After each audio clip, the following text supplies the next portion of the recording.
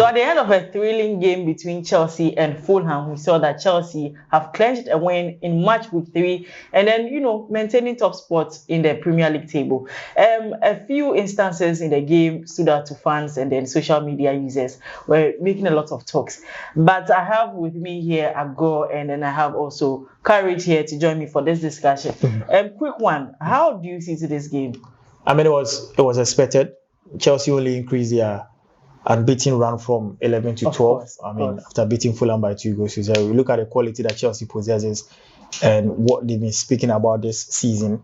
It was evident that they were going to beat Fulham. But on the back of that 1-1 draw that Fulham had against Manchester United, we all thought that they were going to bring in some form of new energy and they were really going to worry Chelsea at this point in time, especially when last season they defeated Chelsea by 2 goals to 1 at their own backyard. Yes, exactly. I mean, Marco Silva has been that manager that varies his tactics and most of the times causes a lot of problems to the big giants as far as the English Premiership is concerned. So we were looking forward to a different Fulham team, but it looks as if they didn't come into the party and Chelsea only made their quality count in this particular fixture.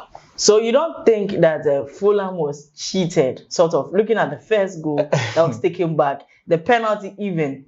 Don't you think that at least I feel it was soft and that the referee could have made the goal stand. I don't know why he took that ball as a foul. Yeah. Because I feel that it was soft, and I agree with most of the teaming supporters out there who says that no, Fulham were cheated. Yes. That is my observation that I made. Okay. I feel that was soft and that the King's goal could have stood for Fulham and that could have changed the dynamics of the game. Exactly.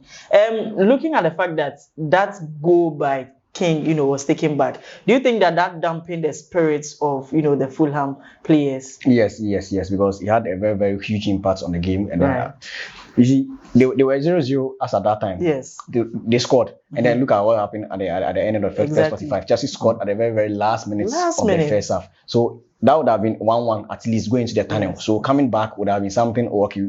We are coming in all squared. We are coming to fight for a win. But then coming go down. Yes, with a deficit, searching for an equalizer was very difficult than maybe searching for a win. Yes. Exactly. But then all in all, I think this goes on to tell the caliber of teams that got involved, like Chelsea and then Fulham 1-1. You see, even on the bad day of Chelsea, the day Chelsea couldn't perform very, very or couldn't perform up to the expectations we all had for them, they managed to squeeze out a win out of this difficult game. Then yes, because if you watch the game from the start to end, Fulham dominated. They did very well. Yes, but then I think the controversy surrounding the match was also a factor. Yes, because Fulham. I think the players also felt it. Yes. They got disorganized at a certain point in time. They didn't know what to do, so they went all out and then exposed the defense, and then that led to Chelsea's a bit of dominance coming to the closure of the game. Okay. So Chelsea unbeaten streak, like you said, 12 games so far. World champions, and they are on number 1 on the Premier League. You seem to be happy with this world champions then? I'm happy because we need to mention it's 4 years to go. Okay. Yes, 4 years to go. So still on the Chelsea Fulham game, in their last 5 meetings, Chelsea has won 4 times and Fulham has won just once. There's not been any draw so far. But I want to ask, when a player normally suffers an injury, right? A key player like Liam Delap in the first half of the game, he suffered an hamstring, and it looks like he's going to be out for some time. How is this going to affect the Chelsea team?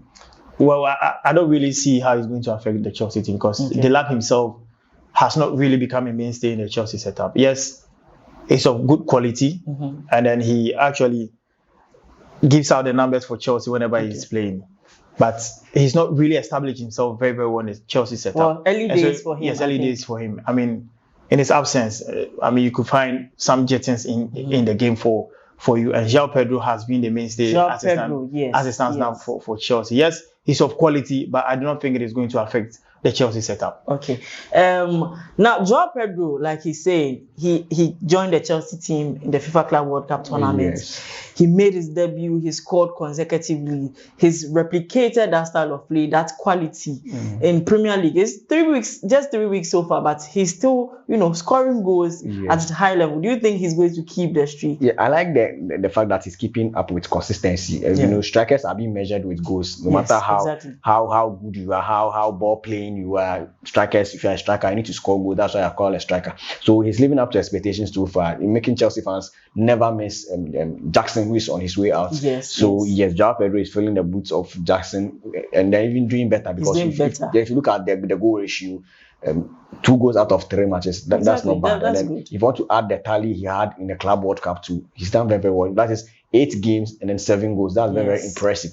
These are insane numbers. Playing 8 matches and scoring 7 goals is very, very, very an interesting thing to talk about. But then here lies the case. Liam Delap has sustained an injury. Yes. Jackson is on his way out. Meaning Chelsea are going to improvise for the rest of the rest of the matches. season. Maybe until Delap recovers fully. Yes. And then one thing I know about Enzo Maresca is tweaking. When Delap got injured, we were on commentary duty. We thought he would even send Joao Pedro up front and then keep bringing another midfielder. But then guess what? He took us all by surprise by introducing Tariq George in an attacking position instead as the arrowhead. Yes. And then sometimes he also does that with Pedro Neto as the arrowhead. So he has a lot of luxuries to pick up from. But then the arrangement on the field is what is left with him to do. Maybe sometimes, maybe he gambles and then he gets it right. So maybe something is more familiar with. Yes. So it looks like Chelsea has a lot of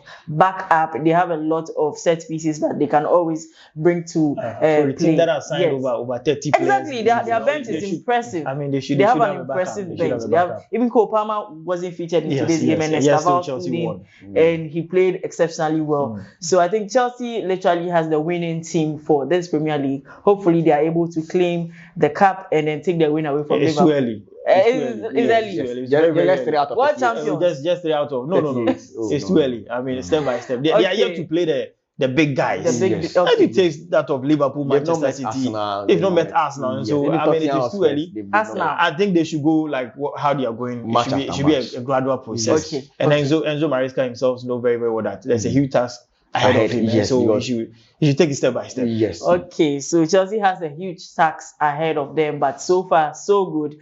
They've claimed 7 points so far on the leaderboard, and they are doing well. They are sitting number 1 comfortably. Hopefully, some other people will play, and then they will take them over. So far so good for Chelsea. Catch you some other time.